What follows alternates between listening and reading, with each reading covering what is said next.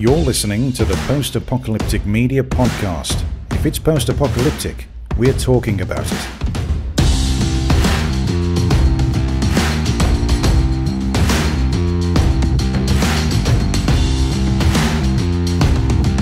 Hello and welcome back to this 88th episode of the Post-Apocalyptic Media Podcast. I'm your host, Sean. I'm the senior editor here at Post-Apocalyptic Media. This week we have quite a bit to talk about, as I always say, but actually we have three main topics, we'll say. Usually I have a bunch of topics. Well, this time I have three main ones that I want to talk a little bit more extensively about, right? So the first one is The Walking Dead, because as you may know, if you're a Walking Dead fan, it's coming back this Sunday on AMC and AMC Plus. Now this is episode number 17 of season 11, if you're following along at home. October 2nd is when it's coming out, and it's interesting to see this because, you know, the season was broken up into several parts, and this is the last chunk, the final part, and it'll be 8 episodes, 17 through 24. The 24th, episode 24, will be on November 20th. So we have, you know, almost 2 months, about a month and a half of Walking Dead, and then it'll be over. That'll be it. It'll be done for good. So if you're a huge fan, you know, of course you have the spin-offs. Right now we're going through, well, we just did Tales of the Walking Dead, the anthology series, which I've talked about on the show quite a bit. I liked it, but I didn't like all of the episodes, 100%, which is, fair, I guess. That's kind of why those are made like that. So you can find your own, your favorites and stuff like that. But this main season coming back is a pretty big deal. The show's been going on for 11 years, 11 seasons, and there are people who have grown up. You know what I mean? Like maybe when they were teenagers, they started watching it, and now they're like people with jobs and stuff, right? maybe you've gone through high school and college and you've started a career, and it's crazy to think about what all has happened. I mean, I have an 11-year-old daughter. She didn't even exist when this show came out. I mean, she will be 11, and so it's just amazing to me. So actually, what's funny is she will be 11 right after that finale, and so it's kind of crazy. It's like her entire life has been, almost literally her entire life has been, Walking Dead has been there. But so let's talk a little bit about this. So what can we expect from the last 8 episodes of The Walking Dead? If you remember back in April, when episode 16 came out, that was the finale, the finale of that second part of season 11. And I wrote a little bit about it. I went back because, I'm old, I forget stuff.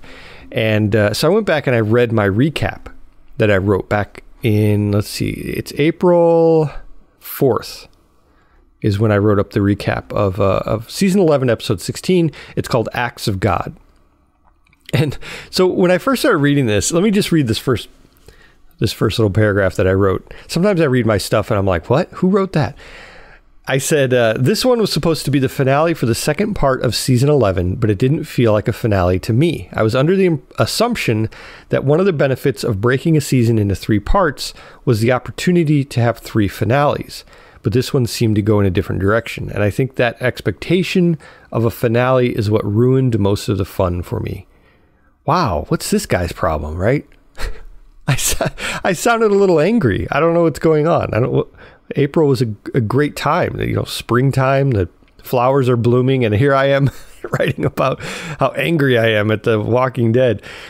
Well, so I went on in the article, and it's the article is full of spoilers, and I'm going to talk a little bit about those here. So if you haven't seen episode 16, I guess you could fast forward a little bit, but there's a lot of spoilers in this article I wrote up, and I just wanted to catch you up on kind of where we're at, getting up to that point of the, episode 17 that's coming out on Sunday. So Acts of God, right? It's called Acts of God. And they mention it many times. There's things that go on in this episode that are very mysterious, but I think they're laying the groundwork for the last part of season 11.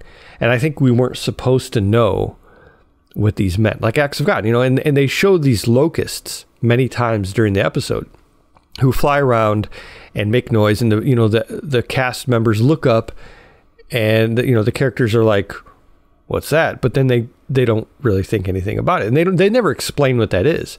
So it makes me think that we're going to see something about this later. Don't know what it is. I mean, is it going to be the plagues? Is it going to, the plagues that are found in like Exodus in the Bible? One of those is locusts. I don't think zombies is one. Actually, it might be. No, I don't know. I don't think zombies is one. But it's interesting to see if they play this kind of into that role, into that avenue of searching, of exploring that type of thing in the I think, I don't know, personally I think it'll turn a lot of people off. People get offended by that, but I think it'd be interesting. So what else did we have in this episode 16? We had Maggie, who she kind of left Hilltop. And she said, this is a quote from her, she says, maybe Hilltop isn't worth saving. And we see actually all of the little straggler communities, settlements are pretty much overrun by Lance and his, I like to call them stormtroopers, the white armored guys. He pretty much goes through and takes over the rest of these, like Hilltop. And I think I don't remember exactly if the Commonwealth... No, I think the Commonwealth is fine, but he goes over and takes all, the like Seaside. Was that, man, I don't remember any of these things. What was it? April, May, June. It was a couple months ago, right? I've slept since then. So Lance and his guys basically go and take over these little settlements. And it's kind of sad, right? Because a lot of these we've gotten to know and love, but at the same time, I kind of welcome it. You know what I mean? It was fragmenting into too many different things that we're supposed to care about. You know what I mean? Like when the show started, we had a lot of different people coming together as one. And here we have way more people breaking off into all these separate little settlements. And it's hard to really care about all of those. I don't know. Maybe that's just me, but that's the way I see it. I mean, of course, it's cool if you want to, pick your favorites, and you can say, well, I like this settlement, I don't like this settlement, and that works, because when you have one settlement and you don't like the people in it, it's going to turn you off to the show completely. So maybe that's kind of what they did. But anyway, so at this point, we see Maggie. She's with Herschel, her son, who's named after her father, and she gets in a fight with Leah. Right, Leah's back, right? I mean, we saw her get injured before. Well, now she's back, and so they actually get in a little bit of a fight. And the fight is weird because it's like, I don't know. Like Leah has the best, like she bests her for a minute, and then she sits there and explains herself, and then Maggie's able to kind of take control back. But then we see, Leah has Maggie pinned down. She has a knife to her face, and we're like, is this the end of Maggie? No, it's not, because we know there's a spinoff with Maggie and Negan. So we're not really worried about it, but we're wondering, how is this going to end? How is Leah going to, how's Maggie going to get out of this with Leah pointing a knife to her face? Well, then we hear a gunshot and Leah falls to the ground. And who should be the one holding the gun behind her but Daryl? Daryl, the one who was in love with her. And they had a little relationship thing going on a couple seasons ago.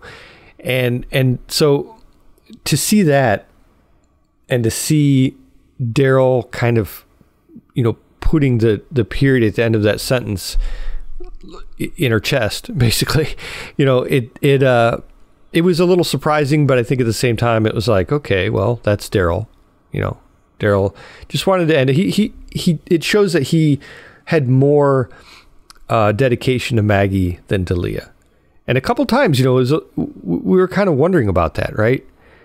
But it really shows that that's where his dedication lies. And then we go on and we see more from Pamela Milton being exposed by the other group with Connie and Eugene and Max, and they're trying to expose Pamela Milton because of all the stuff that's been going on with the people she sacrificed in that one house. You remember they were throwing people down there, and the zombies were eating them, and for the Commonwealth. So there's that whole thing. They had a paper that came out, like a newspaper, and it said Pamela Milton is lying to you. And that was interesting. So let's take a look at what we do know, according to the trailers that have come out. So we know that we see Negan, we see Mercer, which I think Mercer's going to probably go more toward, the good guy side. I think he's going to kind of go with them and get away from the craziness of Lance and all that. And then we see there's one kind of iconic part of a trailer that was released way back in April. But it shows Daryl picking up Rick's gun. He kind of picks it up and he looks at it, at the side of it and everything. So I don't know what that's supposed to mean. I think it's supposed to be like a hint that Rick's still alive somehow, or that maybe he found this gun somewhere else that has nothing to do with, where Rick disappeared from.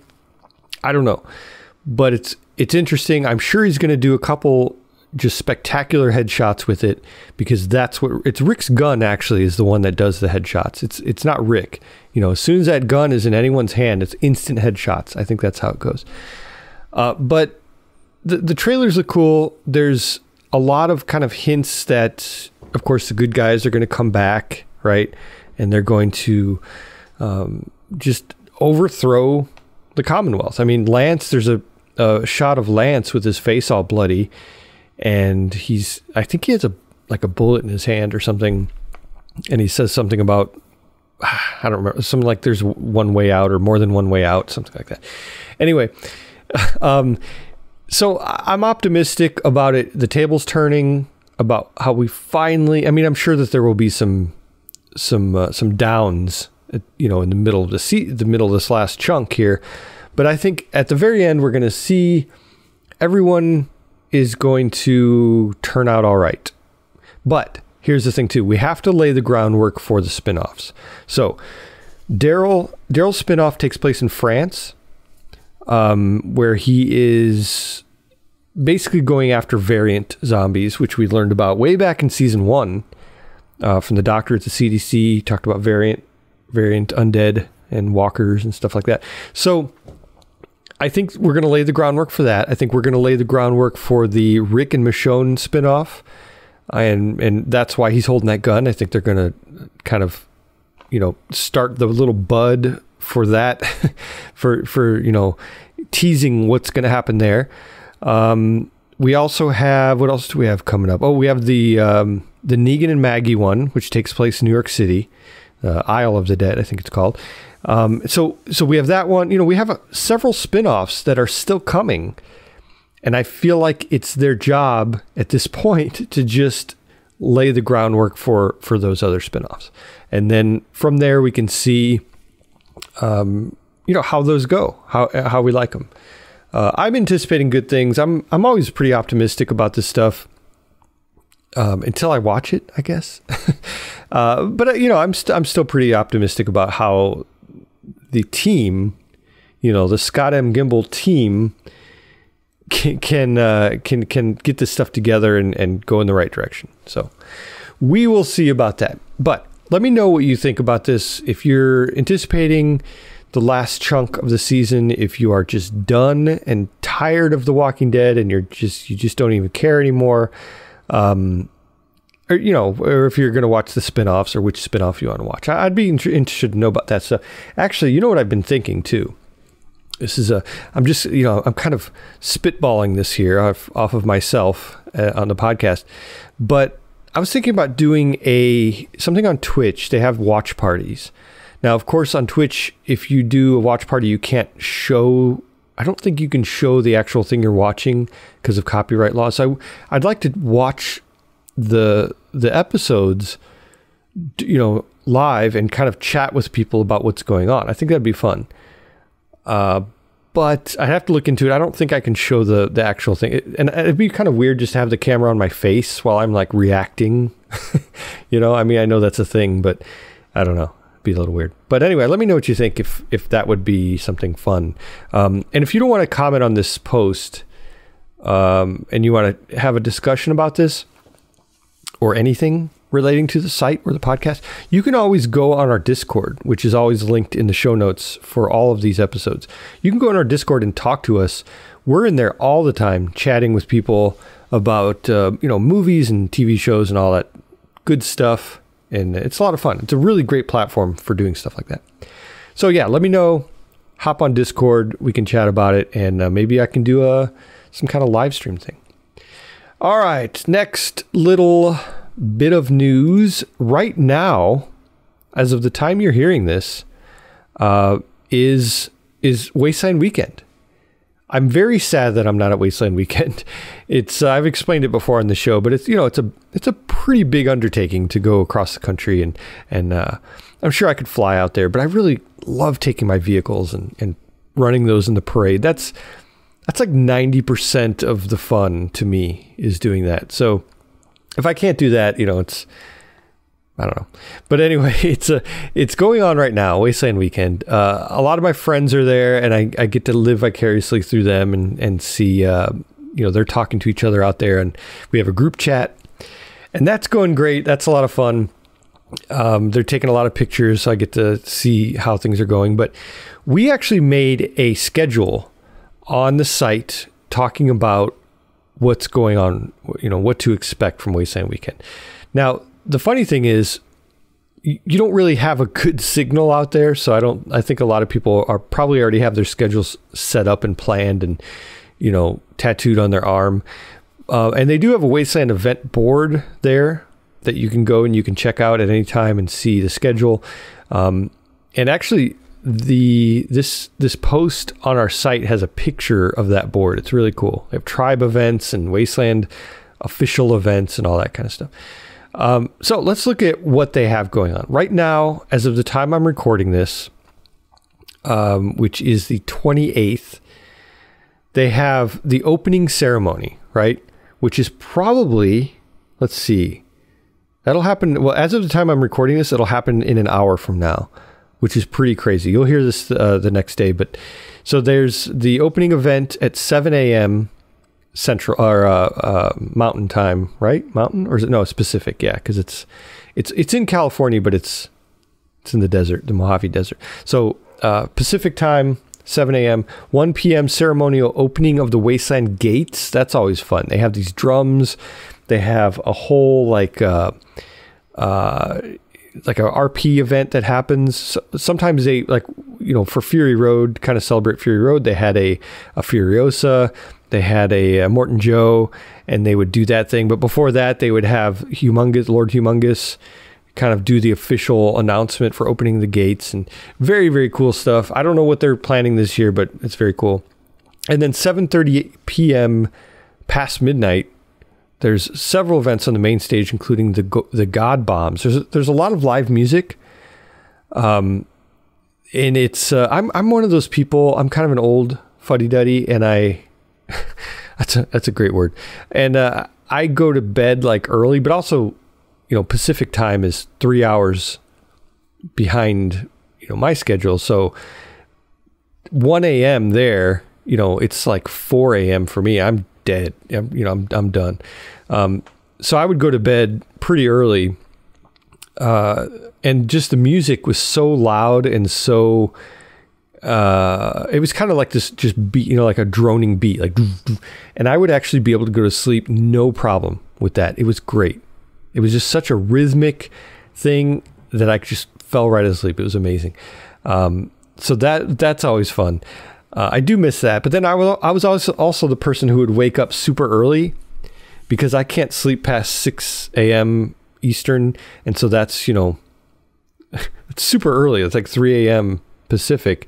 So I'm I'm waking up when everyone else is literally crashing and going to bed. So I would do a lot of, morning, getting the fire started back up in the camp and all that stuff. It was fun.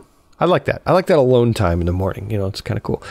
Anyway, getting off tangent here of the schedule for Thursday, which is when you're going to hear this. There's a lot of stuff going on. There's, RC death races. There's the Jugger match. Jugger is like, what's the name of that movie?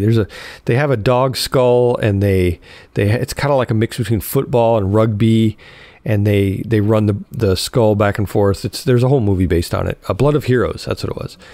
So they do that every year. And then again, the bands are, incredible bands playing all the time. There's Thunderdome, where people fight in Thunderdome. And then Friday's a car show. That was always my favorite. They have that from 2 to 4 is the judging, the car show and the judging for that. I'm going to miss that. That was always my favorite part. The cars at Wasteland Weekend are just stuff of legend. Really amazing stuff. And then Saturday, same thing. There's another car cruise at 3:30. There's a costume contest at 6:30. There's a swimsuit contest at noon on Saturday. Saturday is like the big day, right? There's an archery range. Actually, the archery range is open every day, but the archery tournament happens on Saturday. It's really cool, all the stuff that goes on. And then, of course, we have Sunday. They actually have a worship service, like a sermon on the glory of the atom with Brother Justify at the city gates. And they do that in the morning. It's not really religious. Well, it is religious, but it's not like a specific religion. It's not, it's not Christian and they're kind of playing into it as a post-apocalyptic thing where like, traditions are gone and there's like new traditions. That's kind of how they play that.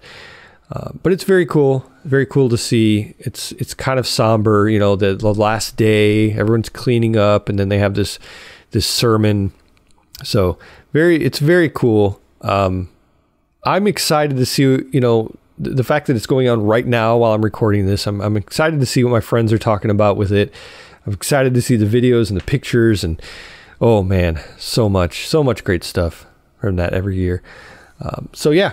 If you missed it this year, if you're just learning about Wasteland Weekend, hopefully I've enlightened you a little bit on what goes on there. It's just a tad, there's so much stuff going on. You cannot possibly see it all. There's no way, because there's so many events going on at the same time.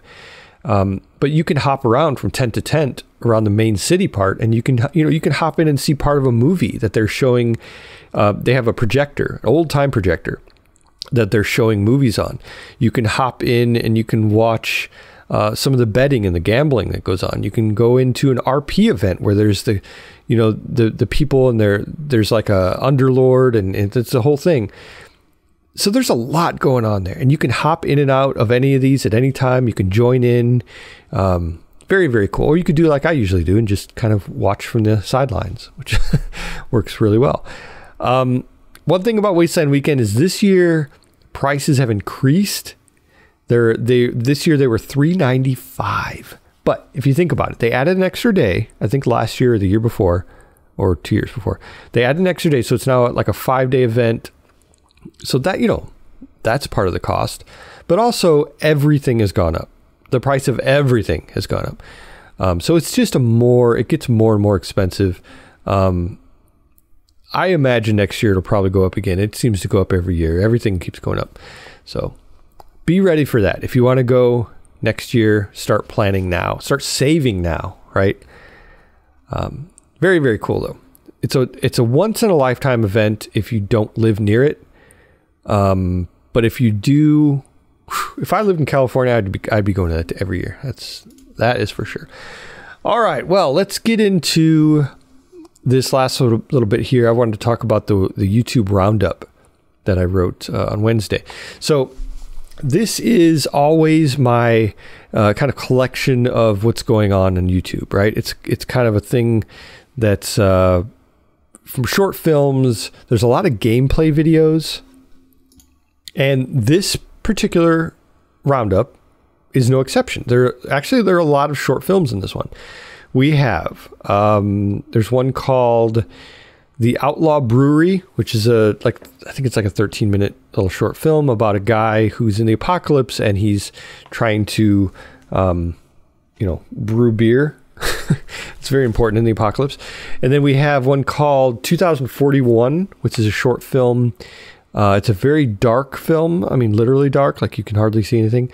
And then there's one really interesting one. I thought, this isn't a film, but it's an episode from a series called Wilderness Survival. And this is called How Long Will You Last in the Zombie Apocalypse? It's a relatively not popular channel. And I'm not saying it in a bad way. It's kind of surprising. Like, I think they have like 20 subscribers, but it's really well done video. So, it brings up some good points. So I put that in there. I put the short films in there. There's also one about hunger and famine at the end of the world, which is kind of like a video essay, bringing up some good points. So if you're in kind of more of the theory crafting, part of this, definitely interesting. There's another video on weapons in the apocalypse, and this is from a writer's point of view. This is a channel that's always talking about, his name is Dan Hook, and he always talks about like world building and stuff in post-apocalyptic worlds, which is super, super interesting stuff. And so this one, he's talking about weapons, weapons in the apocalypse. But the main video I wanted to talk about in this is The Last of Us Season 1 trailer. So The Last of Us, Pedro Pascal, Bella Ramsey, they are, Joel and Ellie, and they're playing those characters in the HBO original series, Last of Us. This is something that's been highly anticipated for a long time. I think a lot of people are really excited about this. Now, I have, personally, I have never played the games because I don't have a PlayStation. I'm like more of a PC/Xbox guy.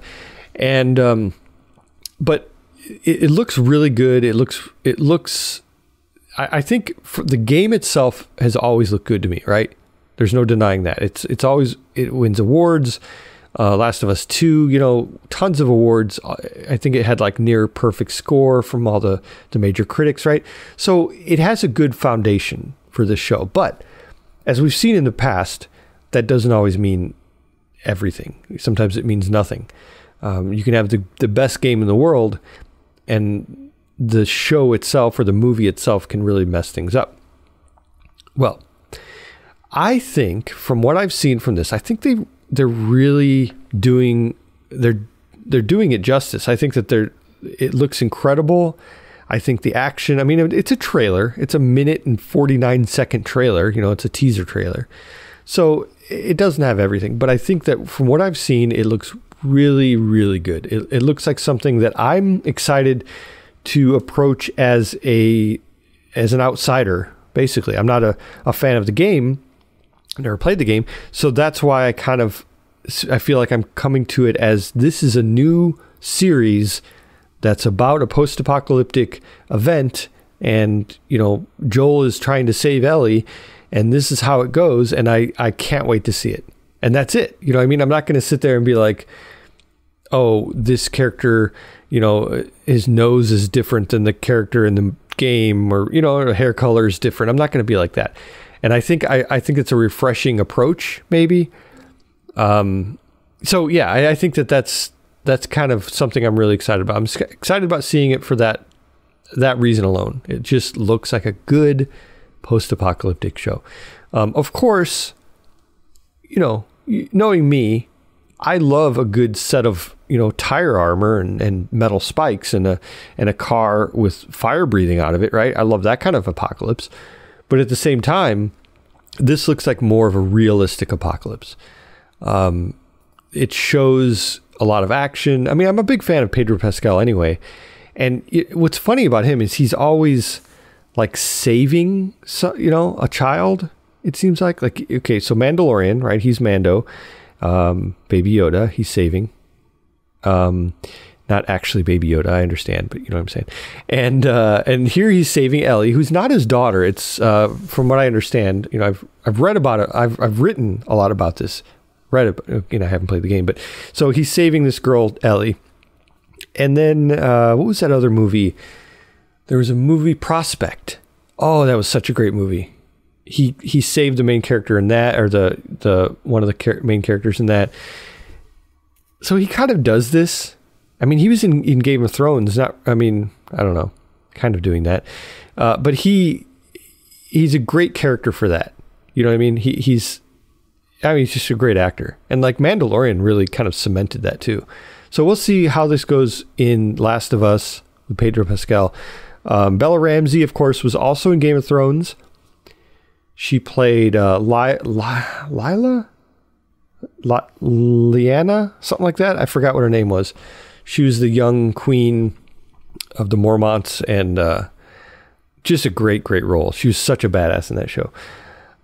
So yeah, it's exciting to see kind of how this goes. And Nick Offerman, the guy who Ron Swanson, yes, his name escaped me for a second there. Ron Swanson from Parks and Rec is in this too. I'm a big Ron. I mean, I model my life after Ron Swanson, right? That's how good. It's kind of a mix between Ron Swanson and Michael Scott. It's kind of how that's my life right there. So I'm a big fan of Nick Offerman. I think that his role in here looks interesting. Basically, they show him with long hair and a shotgun, which, I never thought I'd see him with a shotgun, but it looks interesting. It looks like a great trailer, and it's in this roundup, this YouTube roundup. Definitely check it out. Very cool. All right. Now, aside from that, what else do we have on the site, you might ask? Well, a lot of coverage of The Handmaid's Tale Season 5. We're up to Episode 4 now. Well, Episode 4, talking about it coming up, actually. But as far as recaps, it's Episode 3. Alone, Frozen, up to Episode 7 on the recap and review on that. We have more on Made in Abyss, more on Chainsaw Man Season 1. Just a lot of great stuff, right? There's actually some, Stephanie's been writing some deeper articles about Handmaid's Tale too. She's been really getting into that. So yeah, great coverage. We don't have a ton of stuff going on right now. It's kind of like the calm before the storm, with fall, stuff, especially The Walking Dead. So you can bet next podcast, I'm going to have a lot to say about Walking Dead. Good or bad, I'm going to have a lot to say. So just anticipate that or something. All right. Well, I want to thank everyone for listening to this. Be sure to check us out on social media. We have all of the social medias. And so look for that, Facebook, Twitter, Instagram, YouTube, TikTok, all that good stuff. Look us up. A lot of that is linked in the show notes for today. Again, go on our Discord, chat with us. Do the thing where you can talk to me with the @ and say Sean, and then you can talk to me and throw me a note, whatever it is. Let me know you listen to the podcast. But yeah, I want to thank everyone again. And I think that's probably about it. So until next time, be sure to stay alive out there and always be ready for the big one. Bye-bye.